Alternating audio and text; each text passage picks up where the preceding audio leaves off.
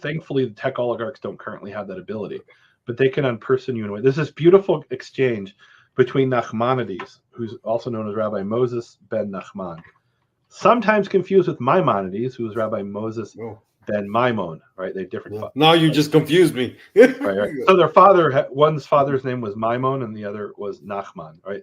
So Nachmanides, who's about 50 years after Maimonides dies, he has this debate with the Catholics in Barcelona, and it's known as the Disputation of Barcelona. And it's really an important event in medieval Jewish Christian relations, and really in medieval Jewish history. Well, is he the one who used Shimto's Hebrew Bible or Hebrew Matthew? Nothing to do with it. No, no connection whatsoever. That was a rabbi named Shem Tov ibn Shaprut. Oh, okay. And this is a rabbi named Moshe ben Nachman, or Ramban, he's also called, who's confused with Rambam, which is Maimonides. All right. So Moses ben Nachman, or Nachmanides, he's forced into this debate with a Jewish convert to Christianity by King James I of Aragon, nothing to do with King James Bible, which was King James I of England, or whatever he was king of, I don't know, England and Wales, something like that. This is King James I of Aragon. He forces Nachmanides into a debate, and Nachmanides is like, I don't want to have this debate. And the king says, what, are you afraid you're going to lose? He's like, oh, I'm not afraid I'm going to lose. I'm afraid I'm going to win. And it's not that I'm afraid. All the people around me, all the other Jews are saying, don't have this debate. If you win, we're going to be persecuted. And guess what happened? He won and they were persecuted. He specifically was exiled from Spain.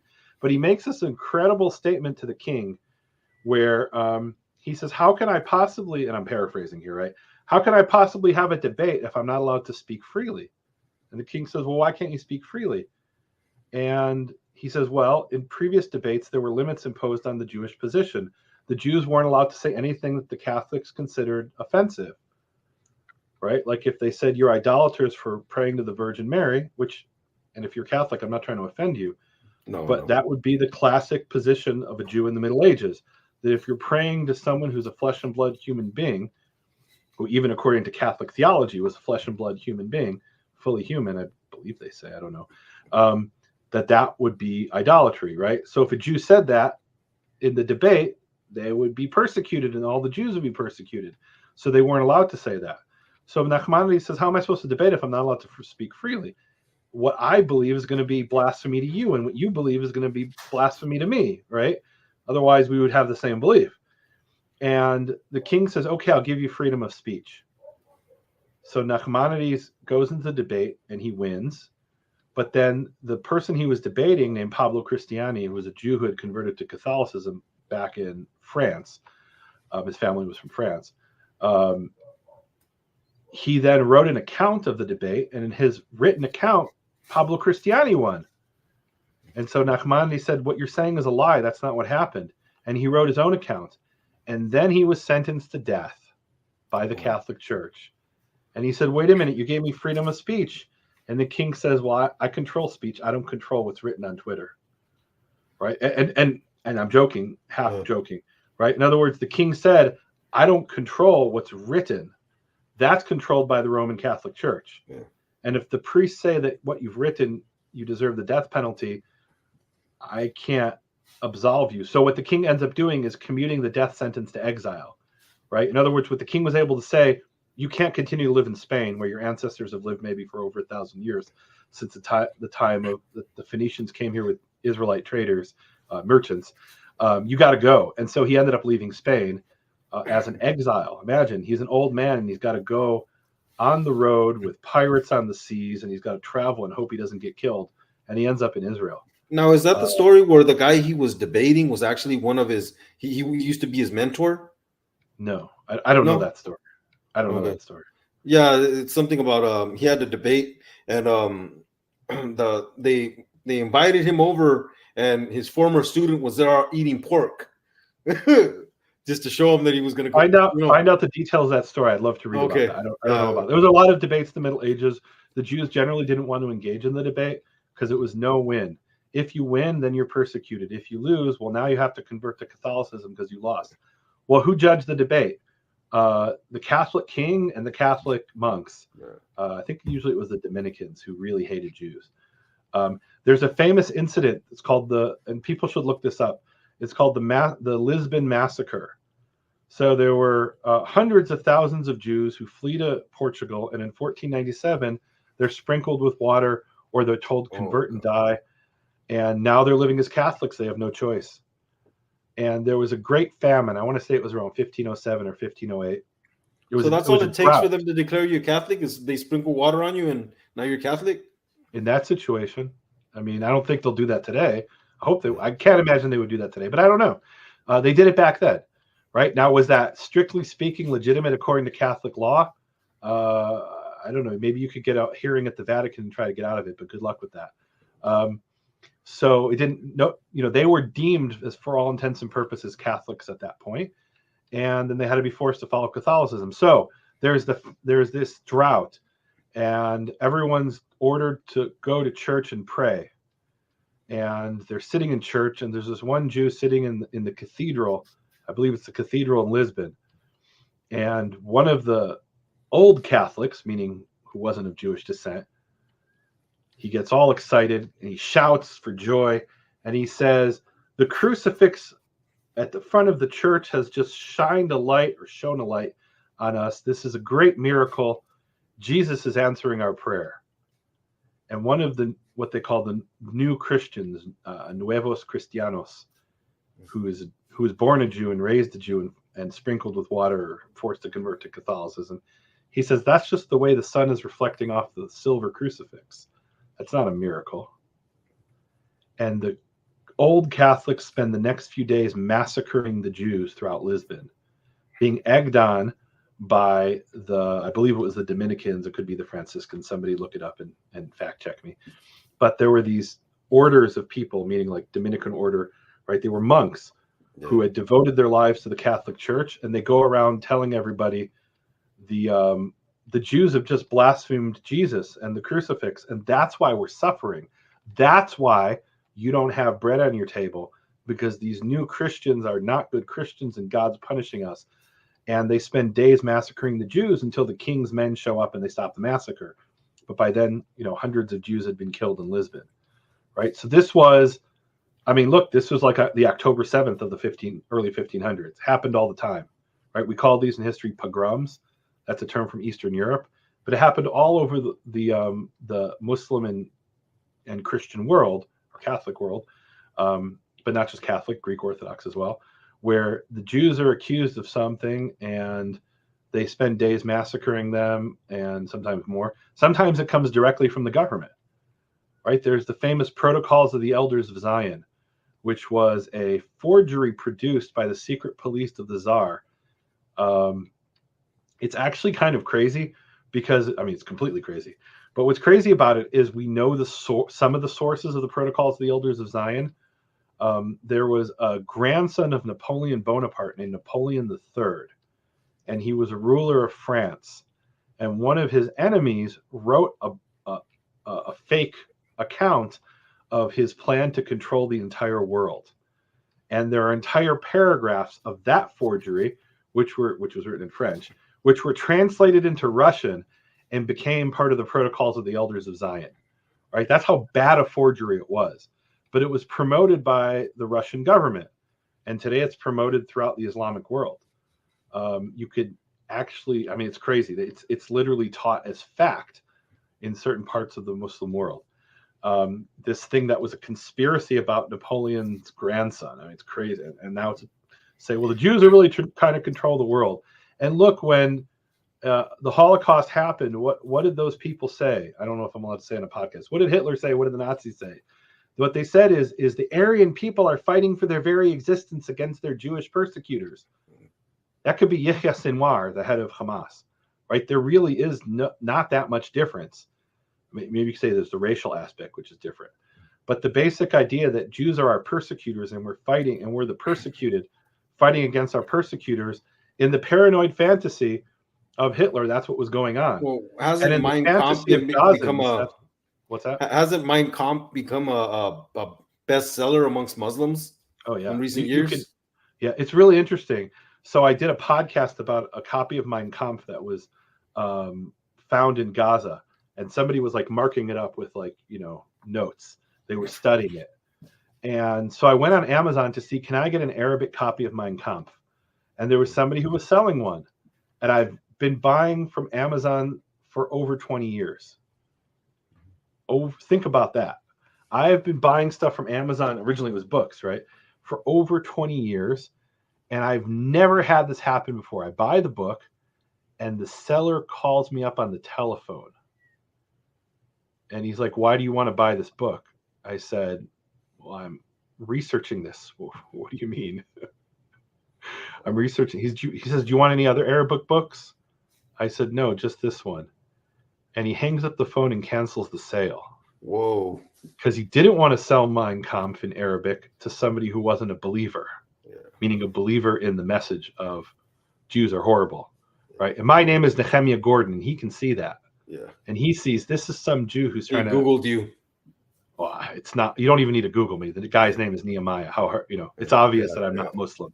If my name was Muhammad or Nahamallah, which is the Arabic of Nehemiah, I suppose, then maybe he would have sold me the book. And I've never in over 20 years had a seller not just send me an email, which I don't think I've ever had either, but to call me on the telephone, on my personal cell phone, which you have to put in when you're doing a shipment.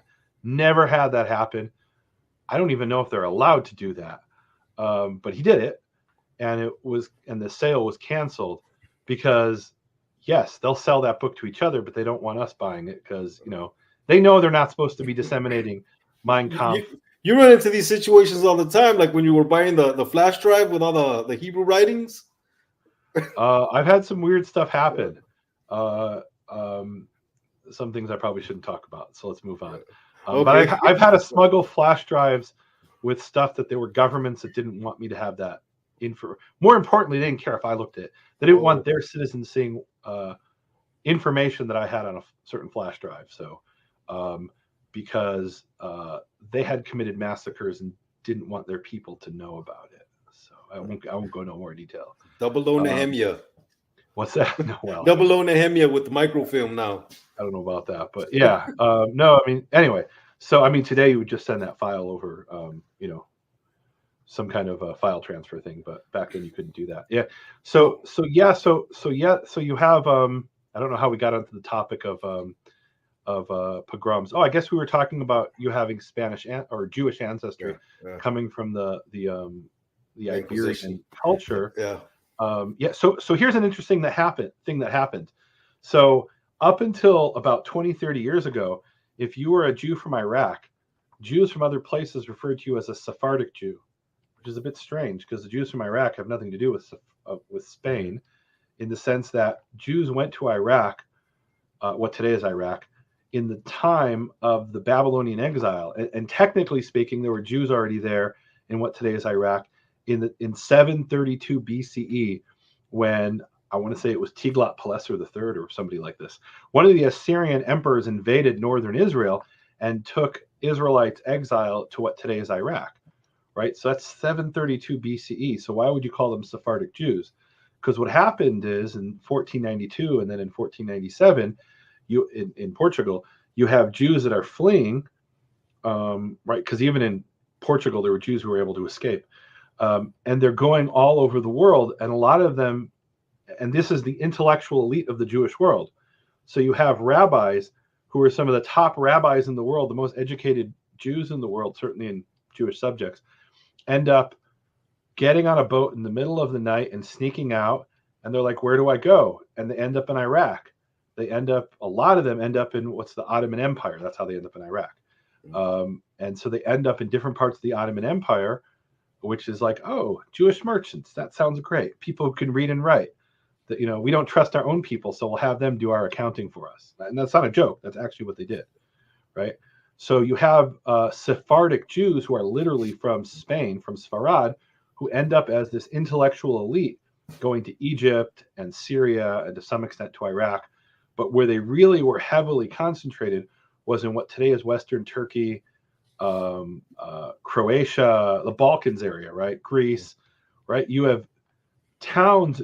This is incredible. I found this book that was written in Ladino that was published in what today is Izmir, Turkey in the 1800s, right? There were newspapers in Ladino, which again is, you could call it a dialect of Spanish or related to Spanish, right? If somebody read it to you, you would probably understand that if you speak Spanish, or certainly if you speak like Castilian.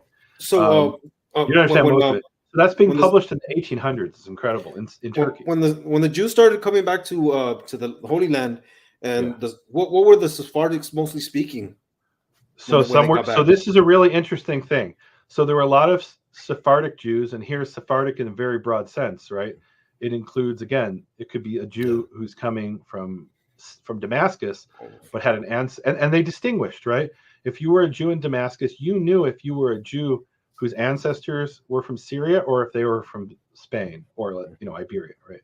Could be from Portugal, right? So like for example in Amsterdam, there was the Sephardic synagogue, and then there was the Ashkenazi synagogue, right? And they were separate. In Hamburg, there was the Sephardic Jewish community.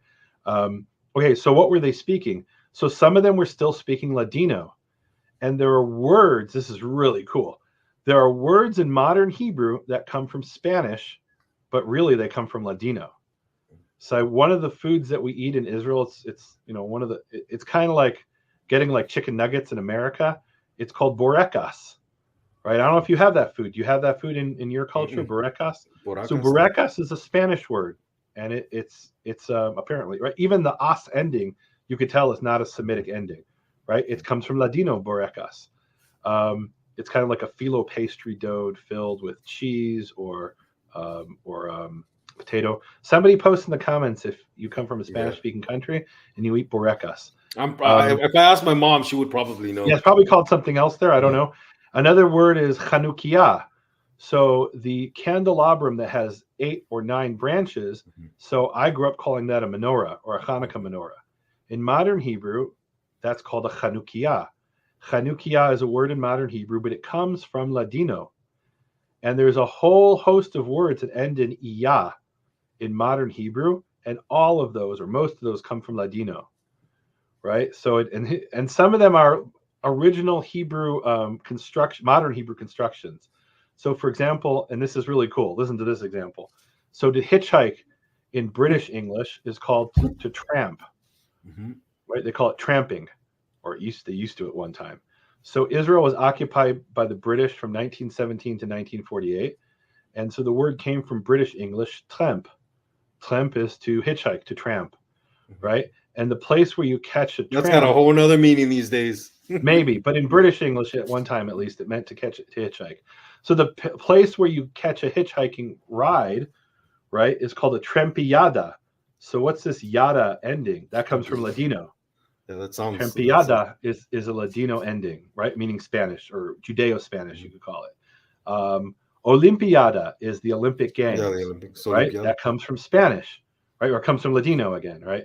So you have a lot of words. I don't know if it's a lot. There's a list of words that come from Ladino and from Jews whose ancestors had come from Iberia who spoke Spanish. By the way, some of them didn't necessarily come from Spain. Some of them might have come from Sicily, which was ruled by Spain, or Naples, which was ruled by Spain, and so they spoke Spanish, right? Because they came from maybe earlier from Iberia. So the Jews a lot of them who came to Israel in the 1800s spoke Spanish. Some of them came centuries before that. We have this really cool thing where there's a rabbi who arrives in Safat in northern Israel in the 1490s, and he was a refugee from Spain. And they establish a Jewish community. It actually becomes the intellectual center, one of the great intellectual centers of Judaism in the 1500s, was established by Jewish refugees from Spain in Safat, or Safed in English.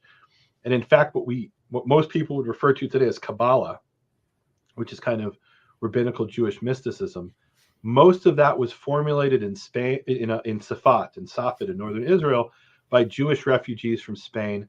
A lot of the great works of early modern Jewish literature were made by Jewish refugees from Spain. It really became a major center of Jewish learning because these Jewish refugees were given an open invitation to come into parts of the Ottoman Empire, and the Ottomans ruled. I don't think, did they rule Safat already in 1490s. I don't remember. They may have, but eventually they come to rule Tzfat and in northern Israel. I know Jerusalem they took in 1517, but northern Israel they might have ruled earlier. And you end up with them speaking still Ladino up until the 20th century. And then you have a really interesting thing that happens in modern Hebrew. It's really cool. So you have Jews who are coming to Israel, fleeing the Russian Empire, and their native tongue is Yiddish, which is, you could call it a Jewish dialect of German. And they meet these Jews in Israel whose native language is Ladino, which is a dialect of Spanish. And they're like, I don't understand Yiddish. I don't understand Ladino. How can we communicate? Well, we both know Hebrew. And they end up communicating with each other in the marketplace. So the myth is, the story is, and it's a great story, and it's kind of true, that Eliezer ben Yehuda resurrected the Hebrew language. Yeah. There's truth to that story. But he was I love that story. He was only able to do that because there were already people who spoke Hebrew, not at home, right? That's where Eliezer ben Yehuda comes in. They weren't necessarily speaking Hebrew at home, but when they went to the marketplace and they wanted to buy a chicken from another Jew, and at home I speak Yiddish and you speak Ladino, so I go to the market, I go to the shuk, and I talk to you in Hebrew because we don't have another common language. Some of them spoke Turkish and some of them spoke Arabic, but why would they speak Turkish or Arabic, right? It was much easier to speak Hebrew because they had learned Hebrew in synagogue, right? And this was controversial. Some people said, no, we can't use Yiddish when we're haggling over the price of a chicken in the marketplace, right? Literally, right? But then others are like, okay, well, how am I supposed to haggle over the chicken? He doesn't know Yiddish. I don't know Spanish, right? And I don't know Ladino. So this actually becomes really important in the modern rebirth of Hebrew, that you have this massive population of Ladino-speaking Jewish descendants of Jewish refugees, and they encounter these refugees who are speaking Yiddish, and their common tongue is Hebrew. It's beautiful. Wow. Yeah, that is beautiful.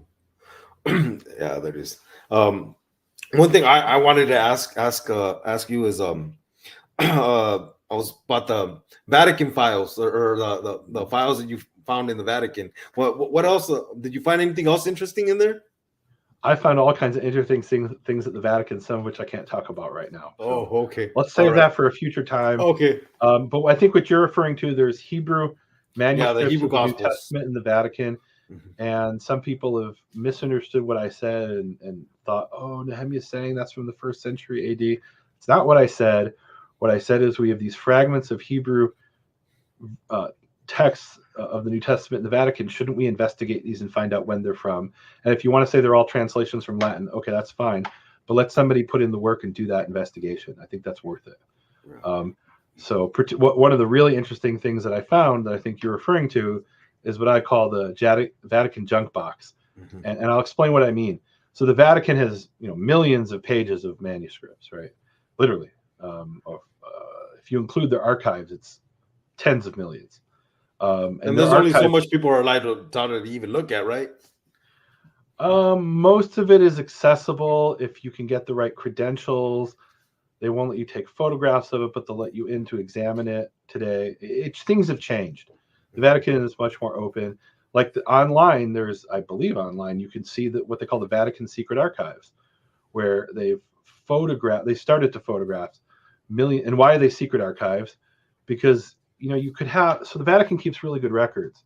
So and I don't know this is I'm giving you a hypothetical example, right? So, because I'm not an expert in the secret archives. So the secret archives are communications between the Vatican and its emissaries around the world, right? So let's say you have, what do I mean by emissaries around the world? Essentially every Catholic priest and monk is an emissary. So if you had, and this I think is an example, you have these Jesuit priests who go to China in the 1500s, and they talk to the emperor, and the emperor's like, wow, this Catholicism, this Christianity thing sounds really interesting.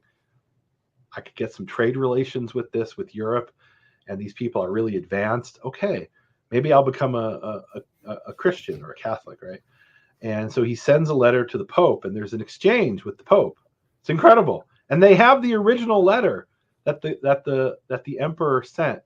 Now it's translated, I think, into Latin by these Jesuits, right? So I don't know if it's in Chinese or not. I don't know. But they have these documents. Now, why would I care about that as a Hebrew scholar? So here's what happens. And they have millions of documents like this, right? Not just with the Chinese emperor, but like if there's a Jesuit like in Macau or something in 1650, and he's sending a report back to his superior at the Vatican or wherever, the Vatican still has those documents. It's incredible, right? And there's literally millions of pages of these documents, as far as I know, right? So why is that important to me? So you have this collection of letters, and what you do is you bind it. And you say, you know what? Here's all the reports from Macau from the 1650s, right? I can't have them as loose letters. They'll get lost. So you bind them. Okay, what do you bind them with? They're written on leather, certainly the earlier ones. Some of the later ones are written on paper. So here's what they would do. They would take old books and cut them up and use those to bind their collection of letters. Well, maybe what they cut up is an old Hebrew book. And they found over 1,000 pages of Hebrew manuscripts as bindings in other manuscripts. And I'll give you an idea of what we're talking about. Well, so this isn't in a binding. This is where they erased the Hebrew manuscript. They took water and washed off the Hebrew letters, and they wrote a Greek medical text over it. That's an actual example. And that's in the Medici Library in Florence. And they took pieces of 6 Torah scrolls, some of which are the oldest known Torah scrolls in Europe. They predate the year 1000. Wow. Now, before we found this, I don't know that there was anything written in Hebrew from Europe before the year 1000. I'm not sure. But certainly these are the oldest known Torah scrolls from Europe. And they're written on, so somebody literally took a razor, cut up a Torah scroll, washed off all the ink, and then wrote a book over it, right? Wow. And so sometimes they would, in the Vatican archives, but not just the Vatican archives, this was done all over Europe. You have, I don't know, somebody is, you had a ledger like in the church, and the ledger said, in such and such a year, so-and-so was born, and in such and such a year, the plague came, and these various events had happened, right? So they have these like documents in every church. They have these. Okay, well, what do you bind that with? Well, we just took some books from the Jews. Let's cut those up and use them as a binding. Now, to be fair, sometimes they did that with their own books, right? It wasn't just Jewish books. But they found over 1,000 pages of Hebrew books in these book bindings. And some of them are really important lost things that we don't really have other copies of, or we don't have a lot of copies. Like they found 2 pages from the Jerusalem Talmud, which we have, but we only have 1 manuscript, right? So now we have a second manuscript. That's incredible. That really is incredible. Like that's a really big deal. I don't know if I can convey what a big deal that is. No, yeah. Imagine you have two manuscripts, not of the whole thing, but of this like section, and one of them comes from a book binding, from some book that has nothing to do with it. So the point is, there are. So can you even see the letters, or is this from your imaging where you're seeing the letters? No, in the background? You can. So that was discovered by somebody else, the mm-hmm. Jerusalem Talmud, decades ago, mm-hmm. and we have a full photograph of it. There is a beautiful thing where they took it out of the binding and photographed it. So we have a full high-resolution photograph that's available now of 2 lost pages from the Jerusalem Talmud. They're not really lost because we had one other manuscript, but that manuscript was 1 witness. Now we have 2 witnesses to this text. That's a big deal. That's not a small thing. So imagine if we only had 2 copies of something. What's that? How'd you get into the imaging of all these manuscripts? Because I know you've been flying all over the world imaging all these ancient manuscripts, and it sounds like pretty exciting. I'll tell you the real answer. I was working on my PhD dissertation, and I looked through photographs, black and white photographs, of something like 90,000 pages of manuscripts. And I was looking for a certain type of thing in these manuscripts, and I had over 90,000 pages, something in that neighborhood. But I only had 2 Torah scrolls in that whole collection. And I thought, that's not really scientific. I've looked at and it's difficult to say how many manuscripts, because it depends how you count the manuscript, right? But over 90,000 pages of manuscripts. You could have a manuscript that's 1,000 pages, right? And you could have a fragment of a manuscript that's not even a whole page. But I looked through over 90,000 pages of codexes. A codex is in book form, as opposed to a scroll, which is rolled up. And I only had 2 Torah scrolls. And I said, I need more Torah scrolls. Well, where do I get Torah scrolls? So I had to travel places and say, can I look at your Torah scroll? This is a crazy thing. I went into a synagogue, an Orthodox synagogue, and I said, I'm doing my PhD and I want to look at your Torah scroll. It's not that old, your Torah scroll. It's 150 years old, but I want to look at it because I'm looking for a certain, phenomenon that was done by scribes. And I don't care if it was done 1,000 years ago by scribes or 50 years ago by scribes. I want to see what the scribal tradition over time is. I do care if it's older. That's interesting. But I'm also willing to look at more recent stuff, especially in Torah scrolls, because the old practices are still continued to some extent. Not as much as I thought, but they're still continued. They're still continued to some extent. You mean modern day scribes, right? Modern day scribes are still doing things that were done in the time of the Dead Sea Scrolls, not knowing it was done in the time of the Dead Sea Scrolls. It's pretty cool. Knowing it was done 1,000 years ago, but not realizing how old it was. And maybe they're doing it for different reasons, but they're still continuing some really early practices where they don't even know where it came from, which is really cool. All right. So I go to the synagogue, this Orthodox Jewish synagogue, and I tell them what I'm doing. And he said, okay, you can examine my scroll. You come with your camera and your little measuring tapes and everything. Come back on Monday or whatever it was.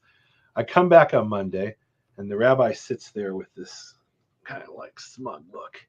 And he says, when I met you, and he uses this phrase. He said, my spidey sense went off. I'm like, okay, what do you mean? He said, I looked you up and I saw you were a Karaite Jew.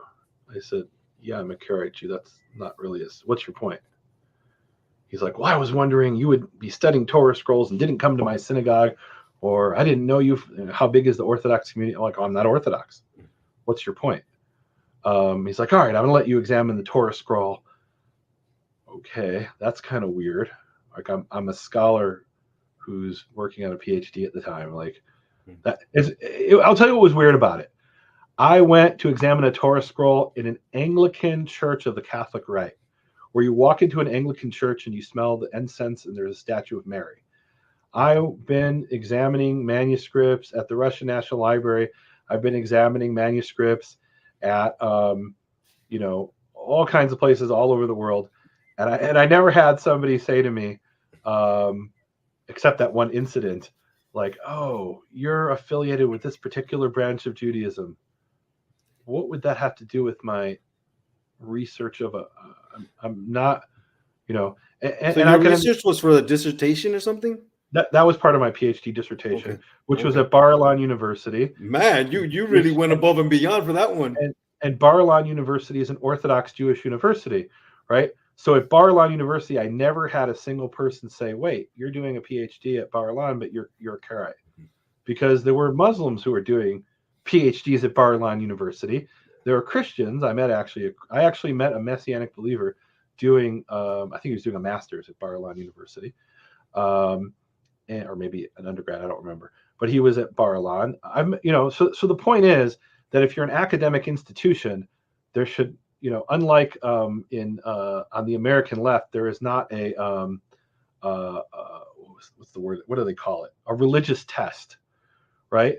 So part of the one of the core concepts in American civil discourse is that there is not allowed to be a religious test for public office. Now, if I go to work for Focus on the Family and they want me to sign a certain doctrinal statement about the Trinity, that's totally legitimate because they're a religious institution. But if I go to work for the state of Colorado, they are not, by the American Constitution, allowed to administer a religious test. I actually saw the other day, what's that guy's name? Ben Shapiro appeared before the United States House of Representatives or something like that. And literally this representative he's the Chinese agent. I forget what his name is. This literally he was involved with a Chinese agent. He asked Shapiro, he administers a religious test on Shapiro. He says, do you believe such and such is a sin? So if you want to ask me, even on a podcast, do you believe such and such is a sin? That's a fair question. But if I go to testify in court in a public context, in civil public discourse, it's not relevant whether I think a certain thing is a sin or not. Unless it's a court of law, right? Unless it's court. Well, in a court of law, if you ask me, do I think, and I guess maybe there's context, right? Is it against your beliefs to administer the death penalty? And you're on a jury, they're allowed to ask you that, right? But if I'm um, if I'm engaging in a public office, and that would include being at a university, right? A university does not belong to a particular religion, right? I, as a Jew, as a Karaite Jew, I could go and, in theory, right, I could go and work for Georgetown University, which is a Jesuit institution. And if they said, we're not going to hire you because you're a Jew, they would and should lose all government funding. Now, whether a university should have government funding or not is a different question, right? But in American civil life, there is a separation of church and state, and administering a religious test, this is what it's called in American law, religious test on someone. Now, at a synagogue, if he says, I don't want to let you in here because you're not an Orthodox Jew or because you're a Karaite Jew, that's actually, he's allowed to do that. It was just a bit weird because I wasn't coming as a Karaite Jew, I was coming as a scholar. But if he says, you know what, I only let Orthodox Jews in here, okay, it's your synagogue, do whatever you want, right? This was an ironic thing. I went to examine a Torah scroll that was a Torah scroll that survived the Holocaust at SMU, Southern Methodist University. And the interesting thing about their Torah scroll is it was a kosher scroll, meaning it could be used in a synagogue. And then I went to examine another Torah scroll at a synagogue nearby, and it wasn't the kosher scroll.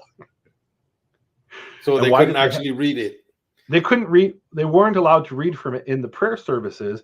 And so why did they have it? Because it represents the people who didn't survive the Holocaust, right? Here you have an artifact from the Holocaust.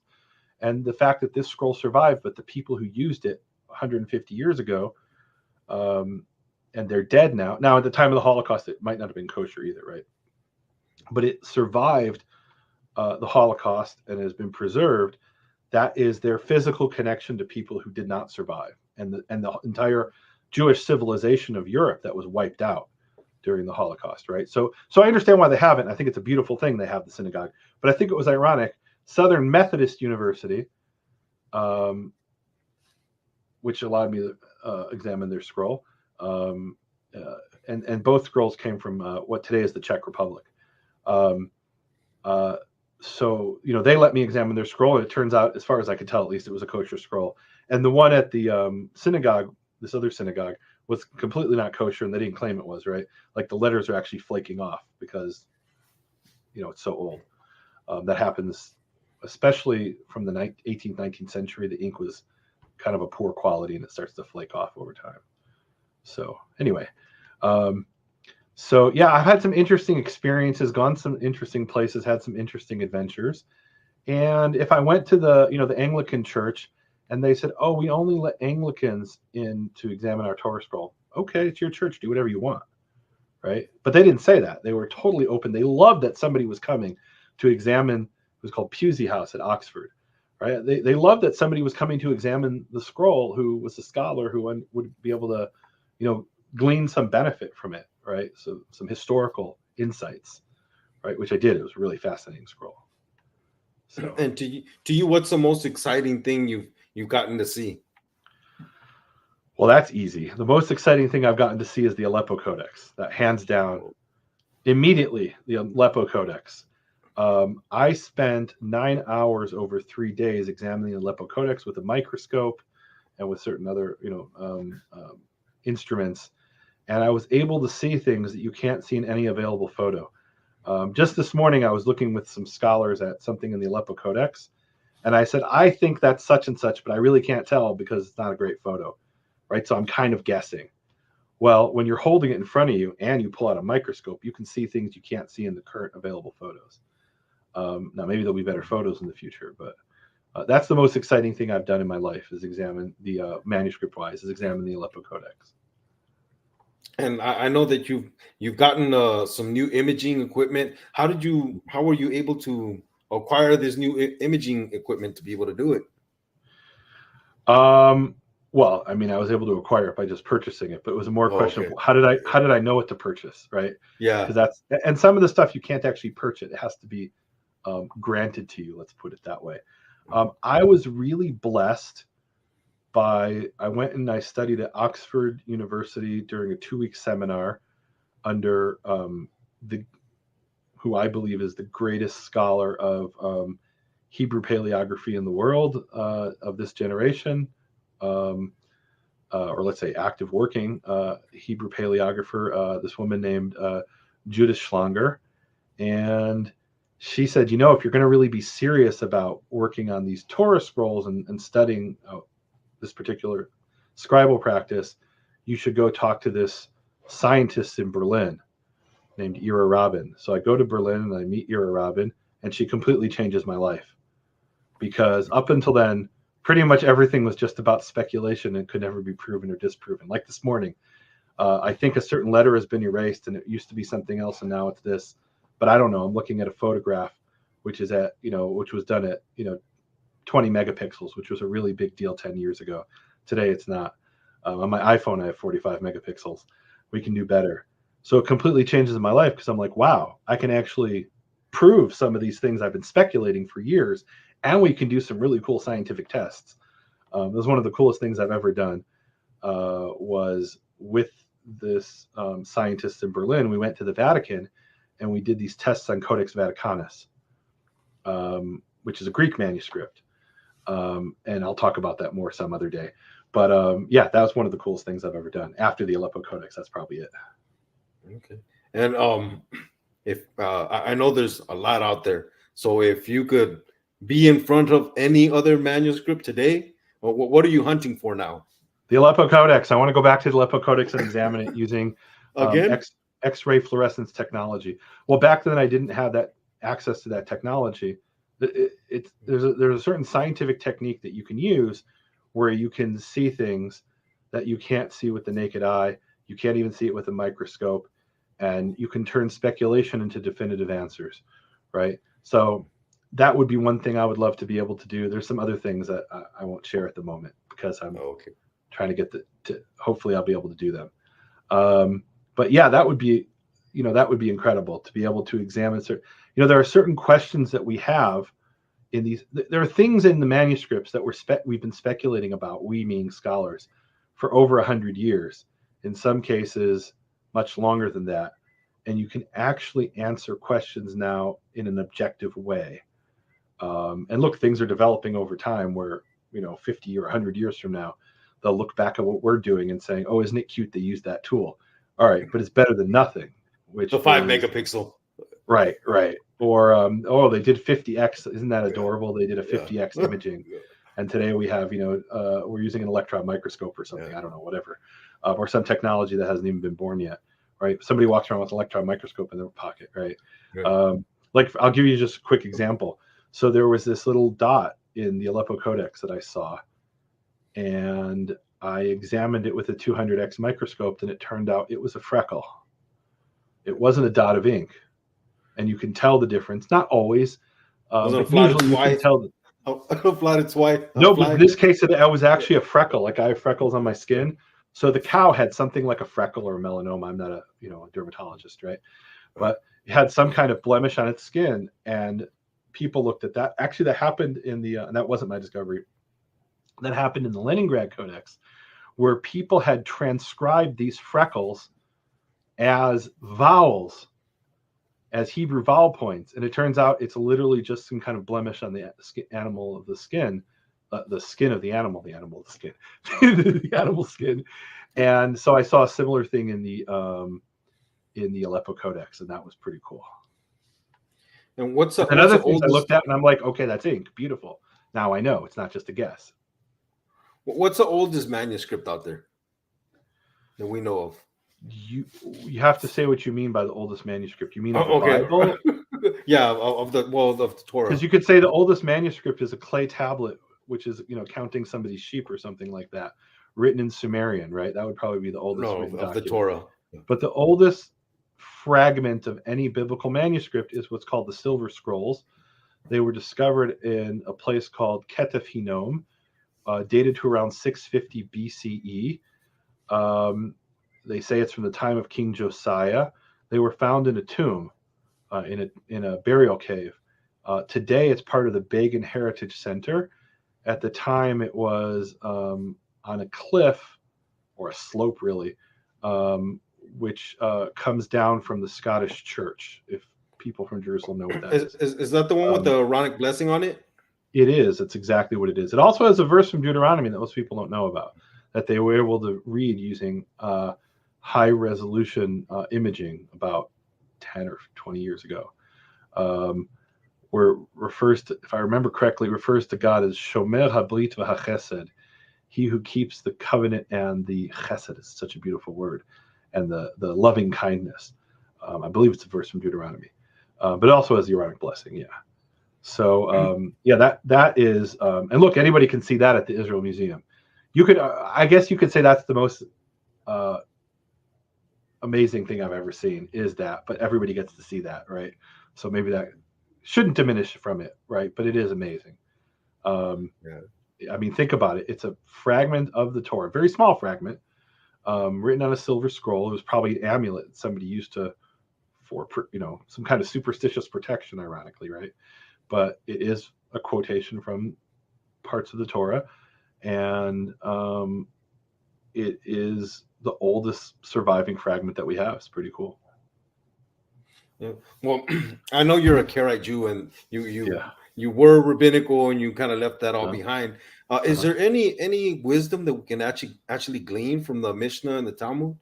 Absolutely. So, well, look, the Mishnah and the Talmud. First of all, there's an entire section of the Mishnah called Ethics of the Fathers or Ethics of Our Fathers, which is beautiful wisdom literature, right? It's great advice. Some of it's advice you might not agree with, right? But other things there are just, I was talking to somebody the other day, and they said, if not now, when? I said, you just quoted a rabbi from the Mishnah. If not now, when is Im lo achshav ematai. I believe that was Shammai who said that. And then he said, Ima ni lo li, which is kind of a tongue twister. If I'm not for me, then who is for me? And he said, if I'm only for myself, then what am I? Which is, I mean, beautiful, profound wisdom, right? There's also a lot of important historical information that we can see in the Mishnah and the Talmud and other rabbinical literature. I hate to run after an hour and it's okay. It's okay. Yeah, but I've got to wrap it up. I've got another meeting now. It was really good talking to you, Sergio. I really enjoyed it. Yeah, I enjoyed it too. Can you do us a favor and pray us out before we go? Sure. I'll pray the Aaronic blessing, what's on those two silver scrolls. Yevarechecha Yehovah v'yishmerecha. Yehovah bless you and keep you. Ya'er Yehovah panav elecha v'yichoneka. Yehovah shine his face towards you, be gracious towards you. Yisa Yehovah panav elecha. Yehovah lift his face towards you. V'yasem b'cha shalom, and give you peace. Amen. Amen. Amen. All right. Well, shalom. Thank you, Nehemiah. Hopefully, I can have you back on some other time because I only got a little chunk of what I wanted, but it's cool. Yeah. All right. Shalom. So, yeah, shalom for my listeners. See you next time in Grotto and Tar Pit. See you later.